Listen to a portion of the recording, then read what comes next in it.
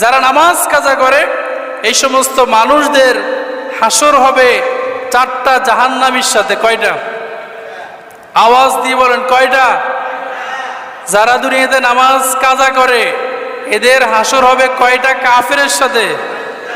1 number কারুন, 2 number ফেরাউন, 3 number হামান, 4 number উবাই বিন খালফের সাথে।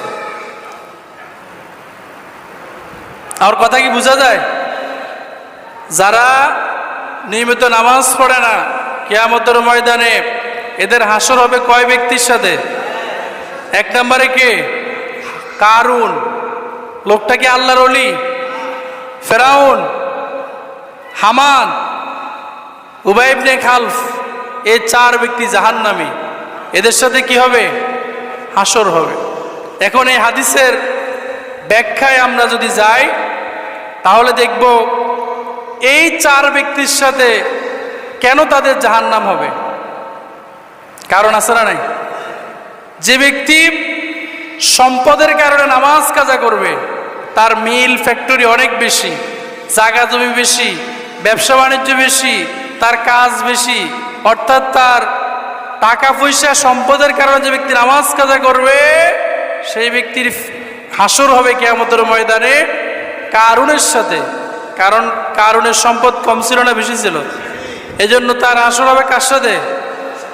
2 number যে ব্যক্তি রাষ্ট্রীয় কাজের কথা বলে নামাজ কাজা করে, সরকারি চাকরি করে অফিসার মানুষ, নামাজ পড়তে পারে না, বিভিন্ন কারণ দেখায়, অফিসিয়াল ঝামেলা, কাজের চাপ বেশি, এজন্য নামাজ পড়তে পারে না, এই ব্যক্তির কিয়ামতের ময়দানে হাসর হবে ফেরাউনের সাথে।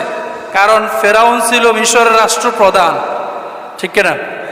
এজন্য তার আসর হবে কার সাথে? সবাই কথা বলেন, তার আসর কার সাথে হবে? ফেরাউনের সাথে। এবং যে ব্যক্তি প্রশাসনিক ব্যস্ততা দেখিয়ে নামাজ কাজা করবে তার হাসর হবে হামানের সাথে। সর্বশেষ যে ব্যক্তি ব্যবসা বাণিজ্য থেকে শুরু করে কর্মস্থলে অনেক ঝামেলা, আমার সময় তো পায় না নামাজ পড়ার জন্য, এরকম ব্যস্ততা দেখিয়ে যারা নামাজ কাজা করবে ওদের হাসর হবে উবাই ইবনে খালফের সাথে। আল্লাহ আমাদেরকে হেফাজত করে, বলুন আমিন। হযরতে ওমর রাদিয়াল্লাহু তাআলা আনহু বলেন, নামাজ ত্যাগকারী ইসলামী প্রদত্ত কোনো সুযোগ সুবিধা নিশ্চয়তা তার জন্য কিছুই থাকতে পারে না, কারণ সে তো